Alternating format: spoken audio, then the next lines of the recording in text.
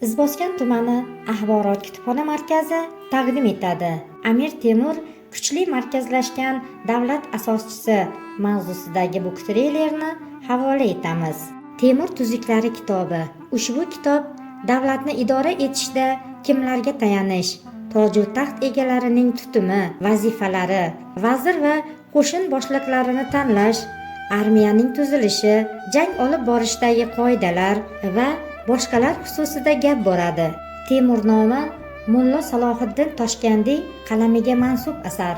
Asar Amir Temurning butun hayotini ifodalagan.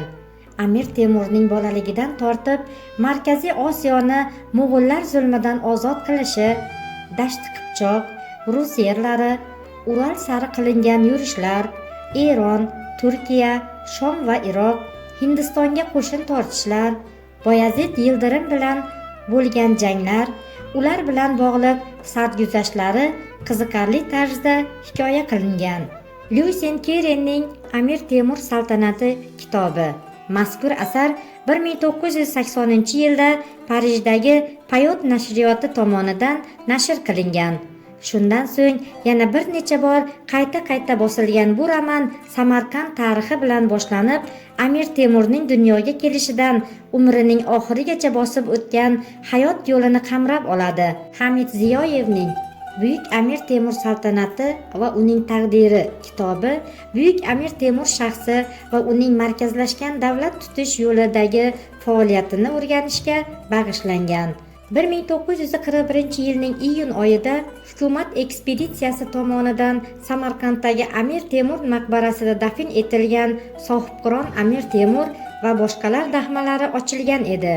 Amriddin Berdimurodov mazkur ekspeditsiyaning barcha ilmiy ma'lumotlarini va arxiv hujjatlarini chuqur tahlil qilib, Temuriylarning dafn marosimlari, jasad qoldiqlari, qabr toshlaridagi yozuvlar hamda maqbara haqida birinchi marta o'zbek tilida qiziqarli tarzda bayon qilgan. Fransiyalik tarixchi olim, adib Marsel Bryonning Buyuk bobomiz Amir Temur haqidagi mazkur Minkin sohibqiron Jahongir Temur kitobi AQSh va G'arbiy Yevropa davlatlarida bir necha marotaba chop etilgan. Ushbu kitob to'laligicha sohibqiron Amir Temurning o'z qo'li bilan yozilgan estaliklaridan iborat. Hakim Sattoriyning ushbu kitobida buyuk sarkarda va davlat arbobi Amir Temurning ulug' davlatchilik borasida qoldirgan yorqin izi, u amalga oshirgan xayrli ishlar, qurdirgan binolarning bugungi taqdiri, u sevgan yurtning go'zal va betakror qadriyatlari haqida hikoya qilinadi.